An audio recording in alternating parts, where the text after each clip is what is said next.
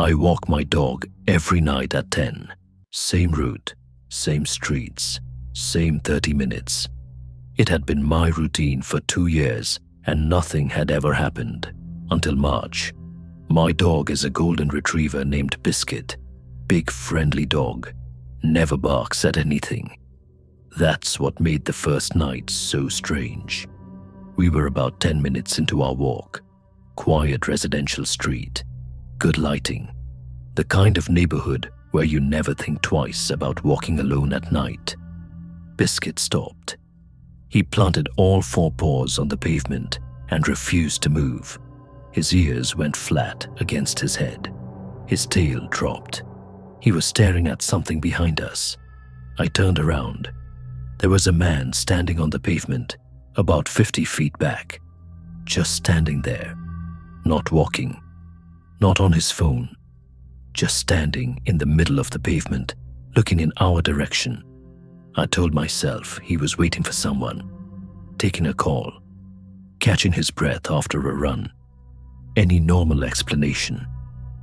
I turned back around and kept walking, pulled Biscuit gently forward. He came reluctantly, kept looking back over his shoulder every few steps. I looked back once more from the end of the street. The man was walking now, in our direction. I picked up my pace, took a left down a different street than usual, came out on the main road and walked back to my apartment the long way.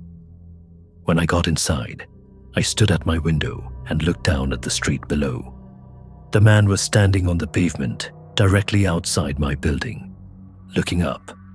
I called the non-emergency police line. By the time an officer drove past 20 minutes later, the man was gone. I told myself it was a coincidence, one strange night, nothing more. The next night, Biscuit stopped in exactly the same spot. I didn't need to turn around to know what was behind us. I just walked faster. The same man, same position, same distance, same stillness. Like he had been waiting there since the night before, knowing exactly where we would be and exactly when we would arrive.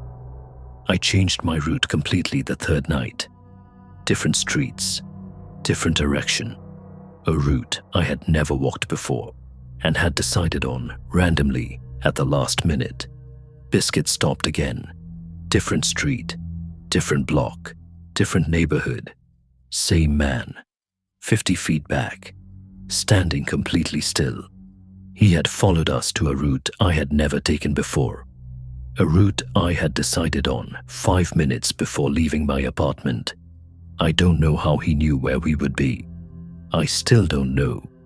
I reported it to the police properly that night, filed a full report, gave a description. They took it seriously and increased patrols in my area for 2 weeks. Nobody was ever found. I walk Biscuit in the middle of the afternoon now. Different time every day. Never the same route twice. He still sometimes stops and stares at something behind us. When he does, I don't look back anymore. I just walk faster and don't stop until we're home. I have 2 dogs, a border collie named Storm and a small terrier named Pete. I walk them together every morning at 6 before work. The park near my apartment has a designated off-leash area, and I take them there most mornings to run while I drink my coffee and wake up. It's usually empty at that hour. Occasionally, another early dog walker, sometimes a jogger cutting through. Mostly just me and the dogs, and the quiet. One Tuesday morning in October, I arrived at the off-leash area and unclipped both leads. Storm bolted immediately like she always does. Pete trotted around sniffing things close to me like he always does. Normal morning.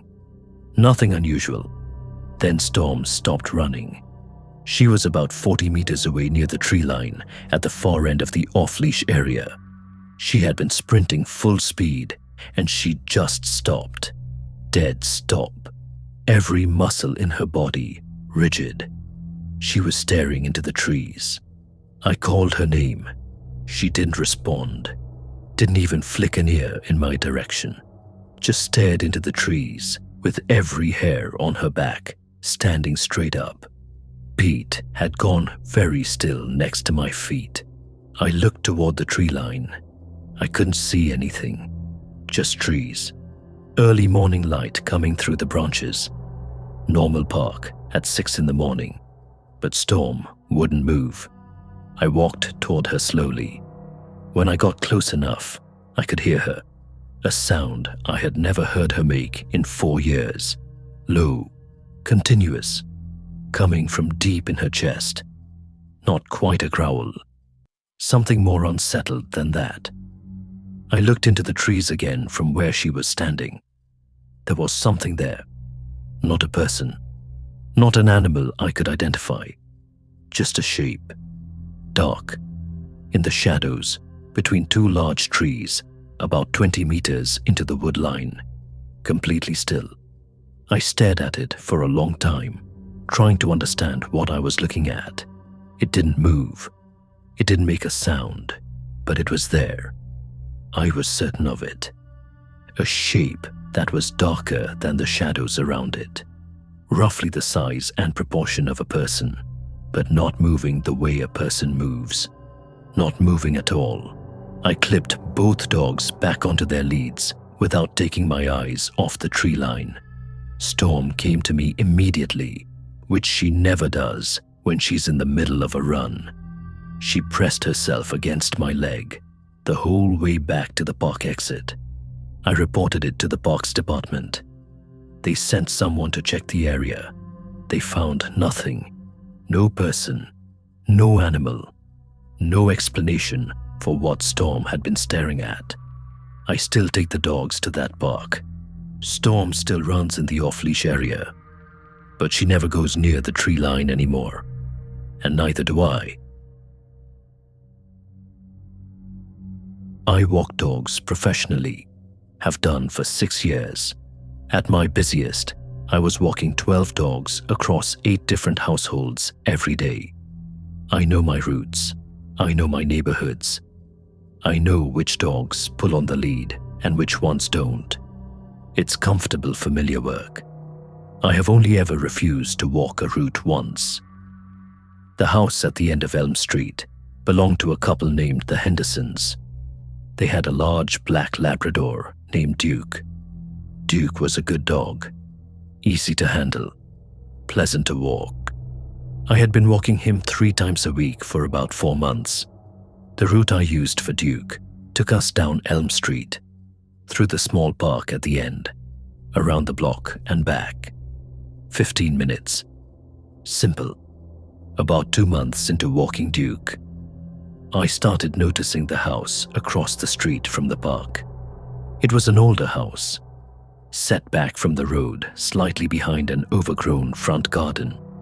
The kind of house that looks like nobody has done anything to it in years. Paint peeling, garden completely wild, curtains always drawn. What I noticed first was that the curtains in the upstairs window were always slightly open. Not fully open, just a gap, maybe 6 inches. And whenever I walked past with Duke, there was a face in that gap. Not always clearly visible, sometimes just a shape, the suggestion of a face in the darkness behind the curtain. But it was there, every single time I walked that route. I told myself it was just someone who happened to look out the window when I walked past. Coincidence, timing, but it happened every time. 3 times a week for 6 weeks. Every single walk, the same face in the same window.